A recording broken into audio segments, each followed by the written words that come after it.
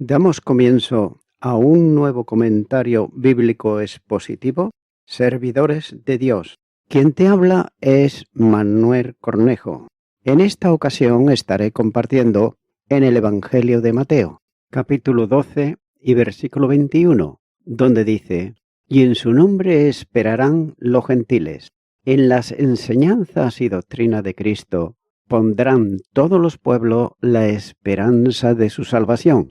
Ya que el profeta Isaías lo profetizó cuando dijo: «Y las costas esperarán su ley», mirando hacia el Mediterráneo y los pueblos ribereños del gran mar. Por otro lado, la palabra traducida aquí por islas se usa en ocasiones para designar tierras lejanas en general, como por ejemplo Isaías capítulo 41 y versículo 1, donde dice: «Escuchadme, costas, y esfuércense los pueblos, acérquense, y entonces hablen, estemos juntamente a juicio».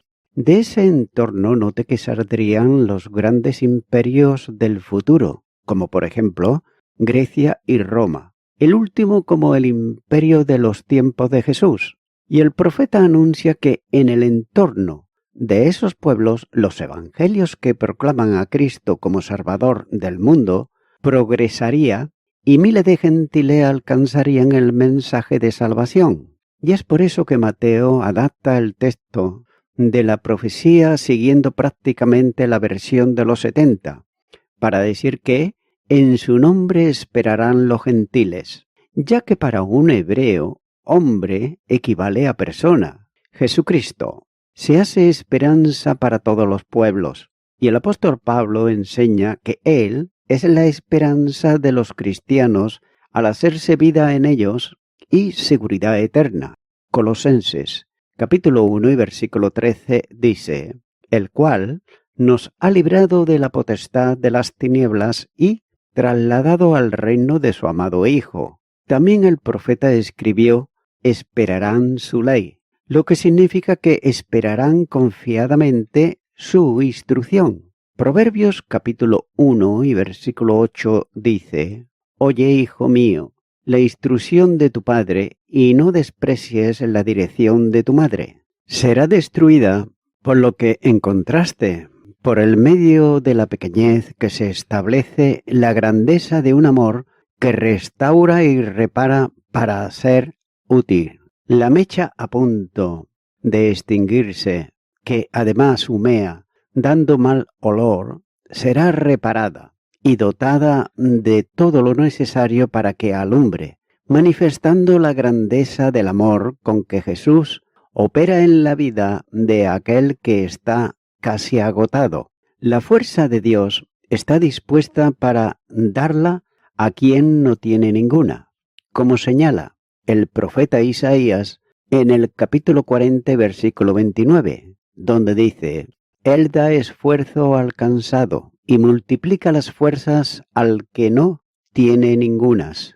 El misterio del siervo es un misterio de restauración y salvación, ya que no dejará en su situación al enfermo, sino que lo sanará. Mateo capítulo 4 y versículos 23 al 25 dice: «Y recorrió Jesús toda Galilea, enseñando en las sinagogas de ellos, y predicando el evangelio del reino, y sanando toda enfermedad y toda dolencia en el pueblo. Y se difundió su fama por toda Siria, y le trajeron todos los que tenían dolencias, los afligidos por diversas enfermedades y tormentos, los endemoniados, lunáticos y paralíticos, y los sanó. Y lo siguió mucha gente de Galilea, de Decápolis, de Jerusalén, de Judea y del otro lado del Jordán, de manera que no se alejará de aquellos que eran considerados como escoria por los fariseos,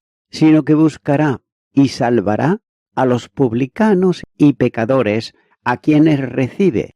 Lucas capítulo 15, versículo 2 dice: «Y los fariseos y los escribas murmuraban diciendo: Este a los pecadores recibe y con ellos come». También los que lloran por las aflicciones y avatares de la vida, no quedarán sin consuelo.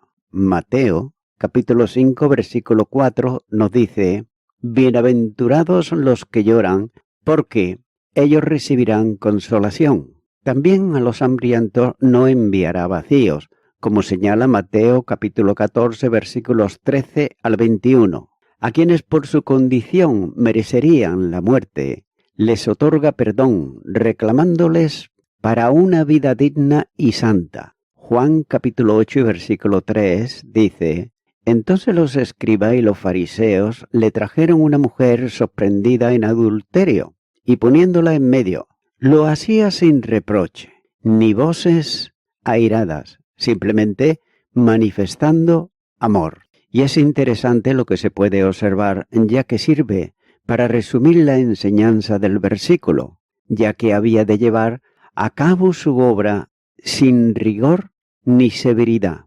No quebrará la caña cascada, ni apagará el pábilo que humea. Versículo 20. Note que los hombres suelen ensañarse con los débiles, tanto más cuando más cobardes son ellos mismos. Pero cabe hacerse una pregunta, y es la siguiente: ¿para qué sirve una caña cascada? Y también, ¿para qué seguir aguantando el humo que despide una mecha que ya no da luz ni calor por falta de aceite? Y es así como razonamos a veces, y damos por perdidos a los débiles. Pero damos gracias a Dios por tener en Jesús a un Salvador tan bondadoso y tan paciente, que conoce el barro de que hemos sido formados. El libro de Job, capítulo 33, versículo 6, dice: he aquí, a mí en lugar de Dios, conforme a tu dicho, de barro fui yo también formado.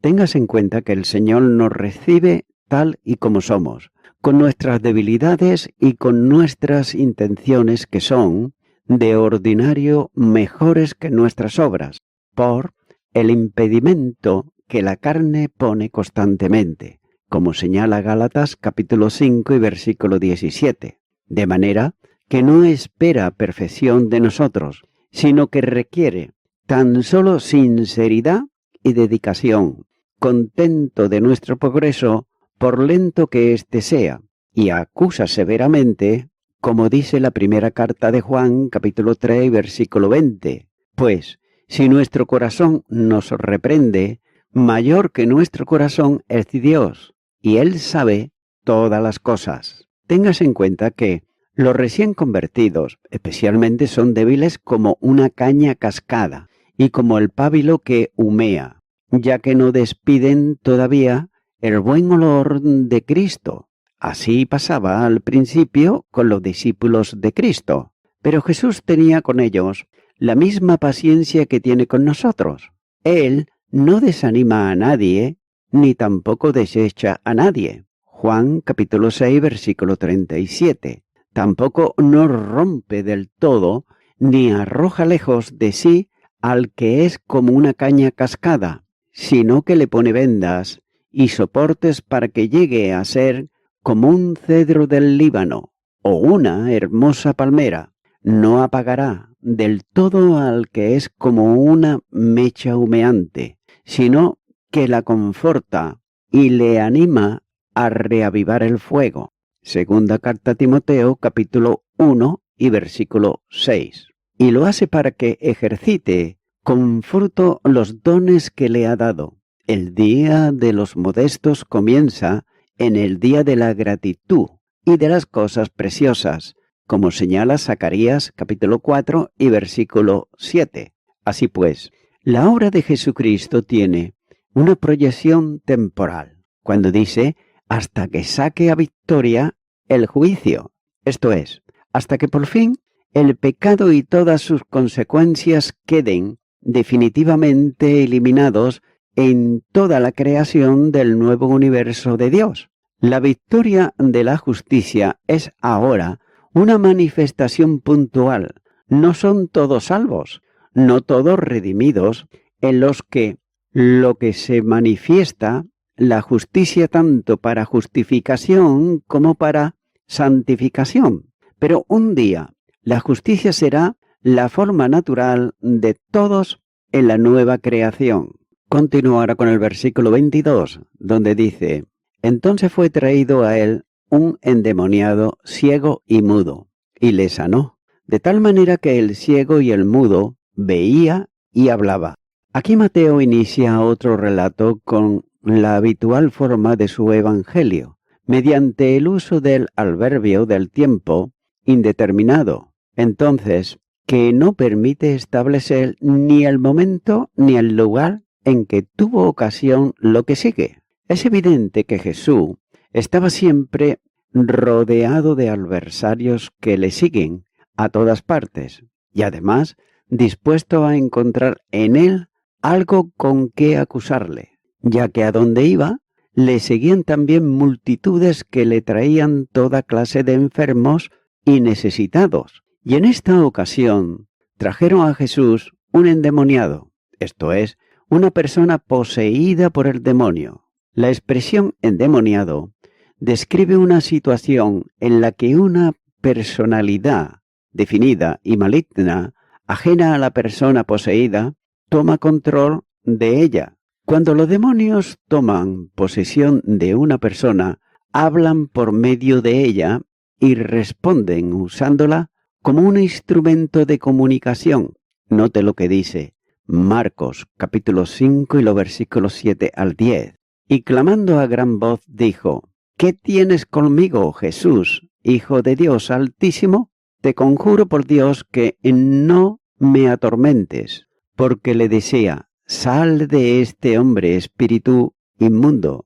Y le preguntó: ¿cómo te llamas? Y le respondió diciendo: Legión me llamo, porque somos muchos. Y le rogaba mucho que no los enviase fuera de aquella región. Tengas en cuenta que los demonios son huestes de ángeles caídos que están sujetos y sirven a Satanás. Por otro lado, los críticos literales suelen afirmar que todos los endemoniados que fueron librados por Jesús no eran más que epilépticos a quienes las gentes en su ignorancia consideraban como poseídos de espíritus malos. Sin embargo, como se dijo anteriormente, los evangelios distinguen claramente los casos de posesión diabólica de los que tenían epilepsia, usando dos palabras diferentes según sea uno o sea otro. Mateo, capítulo 4, versículo 24 dice: y se difundió su fama por toda Siria, y le trajeron todos los que tenían dolencias, los afligidos por diversas enfermedades y tormentos, los endemoniados, lunáticos y paralíticos, y los sanó.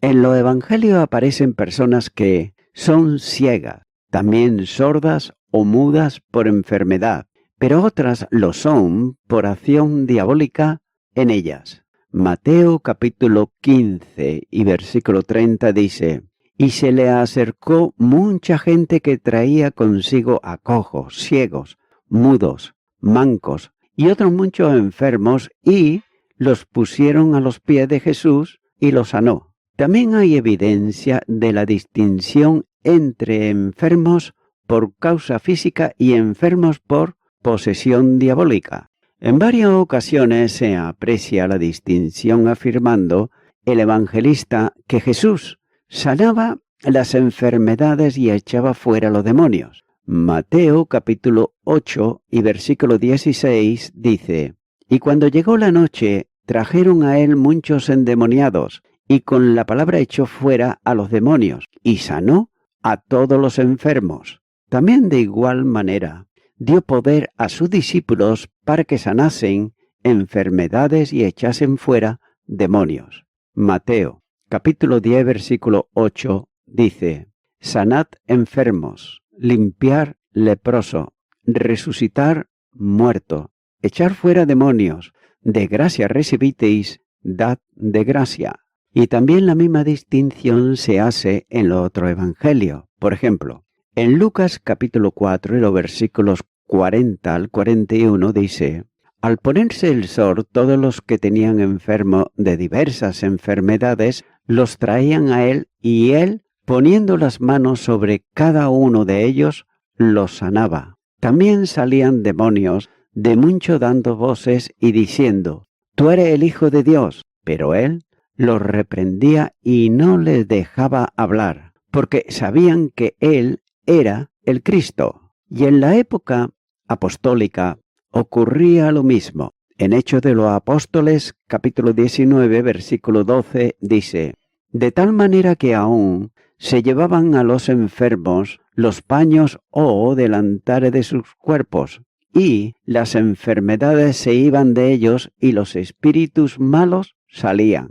De la misma manera tampoco es cierto que, cuando se habla de endemoniados, se esté refiriendo a un tipo de enfermedad mental o demencia, ya que solo en 2 de los relatos sobre posesión diabólica se aprecia una afectación mental del poseído. Hechos de los Apóstoles, capítulo 19, los versículos 14 al 16, dice: «Había 7 hijos de un tal Esceva, judío, jefe de los sacerdotes, que hacían esto. Pero respondiendo el espíritu malo, dijo: a Jesús conozco, y sé quién es Pablo. Pero vosotros, ¿quiénes sois?». Y el hombre en quien estaba el espíritu malo, saltando sobre ellos y dominándolos, pudo más que ellos, de tal manera que huyeron de aquella casa desnudos y heridos. Y de la misma manera tampoco debe de confundirse la posesión diabólica con la esquizofrenia, que se caracteriza por una disociación específica de las funciones psíquicas, produciendo en ocasiones una especie de desdoblamiento de la personalidad. Los demonios que pueden poseer a una persona también pueden entrar en los animales. Mateo capítulo 8 versículos 30 al 32 dice: «Estaba pasando lejos de ellos un hato de muchos cerdos, y los demonios le rogaron diciendo: si nos echas fuera, permítenos ir a aquel hato de cerdos. Él le dijo: id. Y ellos salieron y se fueron a aquel hato de cerdos. Y aquí todo el hato de cerdos se precipitó en el mar por un despeñadero, y perecieron en las aguas». Siendo espíritus caídos que buscan el mal de los hombres, en un afán reverde en contra de Dios, parece como si necesitasen posesionarse de un cuerpo para sus fines, especialmente de relación maligna. Tampoco debe de olvidarse que los demonios son siempre seres malignos, que no son expulsados por un tratamiento psicológico o por medicación para las enfermedades mentales. De manera que en el relato de Mateo, el demonio se había poseído de un hombre, produciéndole mudez y ceguera. En una situación semejante, además de su contexto de opresión espiritual,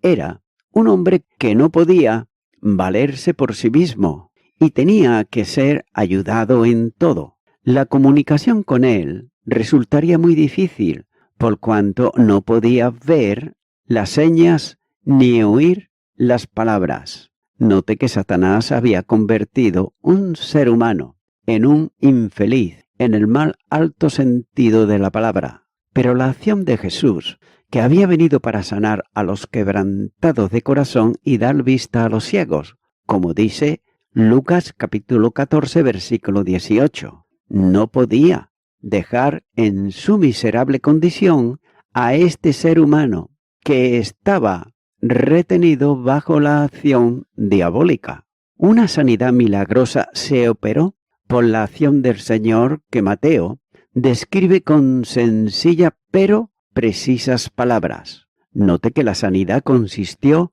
en expulsar al demonio de él, de tal modo que las consecuencias de la presencia maligna remitieron cuando dejó de estar presente, y retirada la causa, desaparecieron también los efectos, de modo que hablaba y veía. Ahora bien, no se puede saber por cuánto tiempo estuvo en esa situación, pero la sanidad de Dios es siempre completa, haciendo un doble milagro. Primero, librándolo del demonio y, en segundo lugar, restaurando plenamente sus funciones de sus sentidos que habían estado paralizados. Es una excelente ilustración de la influencia diabólica en el hombre, no solo en sentido fisiológico, sino también espiritual, ya que es muy habitual que el diablo suela cegar los ojos espirituales para que el hombre no vea la gloria de Dios en la faz de Jesucristo. La segunda carta a los Corintios, capítulo 4 y versículo 4, dice: en los cuales el Dios de este siglo cegó el entendimiento de los incrédulos, para que no les resplandezca la luz del Evangelio, de la gloria de Cristo, el cual es la imagen de Dios. Y no solamente esto, sino también la boca para que no glorifique a Dios. No es necesaria la posesión diabólica para que esto ocurra, ya que es suficiente que el cristiano abandone la senda de santidad y de la comunión con Dios para que esto pueda ocurrir en su propia experiencia. No siempre. Será asunto de Satanás y sus demonios la caída de los cristianos, ya que Santiago enseña que en ocasiones el fracaso espiritual proviene de la propia naturaleza corrupta del viejo hombre que está en nosotros. Santiago, capítulo 1 y versículo 14 dice: sino que cada uno es tentado cuando de su propia concupiscencia es atraído y seducido. Pero también es cierto que en otras muchas ocasiones las insinuaciones del tentador conducen al cristiano por la senda del fracaso espiritual, de manera que la situación de un creyente bajo la influencia diabólica es de tal naturaleza que hace de él un fracasado, vacío y sin sentido de vida. Un cristiano falto de la comunión con Dios es un caminante en la senda de las tentaciones, que lo conducirán más temprano o más tarde a una caída moral. Y voy concluyendo con esto. Dice que en su nombre esperarán los gentiles. Su nombre es como clavo hincado, soporta todo lo que cuelga de él, y no como los colgaderos podridos que los hombres hacen y fijan para sí. Hechos de los Apóstoles, capítulo 4, versículo 12, dice: y en ningún otro hay salvación, porque no hay otro nombre bajo el cielo dado a los hombres en que podamos ser salvos. Amigo y amiga oyente, todo ser humano tiene una gran necesidad, es decir, que es ser salvos. En primer lugar, porque ningún hombre hay bueno, y cuando digo hombre digo también mujer, y ningún hombre ni ninguna mujer tampoco puede salvarse a sí mismo. Y esto demuestra que somos pecadores, que estamos perdidos y que somos impotentes. Sin embargo, existe una gran posibilidad, que es la salvación. ¿Y cómo hallarla? La hallamos por medio de la fe en Cristo Jesús, ya que Cristo ha venido y a buscar y a salvar al que está perdido, ya que en su nombre no hay otro nombre, pero a Dios gracias hay un nombre que significa salvación. Por ejemplo, el Evangelio de Mateo, capítulo 1 y versículo 21 dice: y dará a luz un hijo y llamará su nombre Jesús, porque él salvará a su pueblo de sus pecados. Además, también nos dice en la primera carta a Timoteo, capítulo 2 y los versículos 5 y 6, porque hay un solo Dios y un solo mediador entre Dios y los hombres, Jesucristo, hombre, el cual se dio a sí mismo en rescate por todos, de lo cual se dio testimonio a su debido tiempo. Es por ello que, mi amigo, mi amiga oyente, es de suma necesidad de que tú vengas a Cristo. Fíjate que no te estoy diciendo que vengas a una religión, a una denominación, ni a nada por el estilo, sino que vengas al Salvador, aquel que dio su vida en la cruz del Calvario, de manera que es bueno que vayamos en oración a Él. Si no sabes cómo hacerlo, puedo guiarte en esta oración de fe. Repite conmigo y di: Señor Jesucristo, reconozco que soy una persona pecadora y entiendo que tú eres el Salvador del mundo. Y ante ti vengo en arrepentimiento, pidiéndote perdón por todos mis pecados. También quiero en este momento abrir mi corazón y recibirte a ti, que eres el Hijo de Dios, como mi único y suficiente Salvador. En tu nombre, amén. Amigo y amiga oyente, si tú has hecho esta oración de corazón, te recomiendo que comiences a orar a Dios, en primer lugar, en el nombre del Señor Jesucristo. Orar a Dios no es rezar, sino que es hablar con una persona. También te recomiendo que leas la palabra de Dios y lo hagas a diario. Comienza, por ejemplo, con el Nuevo Testamento. Y también, por último, te recomiendo que para que puedas crecer espiritualmente, te congregues en una iglesia cristiano-evangélica, donde se predique, se enseñe y se practique la sana doctrina y la palabra de Dios. Congrégate ahí y con el tiempo podrás crecer espiritualmente y también servir al Señor Jesucristo. Que Dios te bendiga. Y a toda la audiencia, nuevamente ya me estoy despidiendo de todos ustedes y será hasta el próximo programa. Que Dios os bendiga a todos.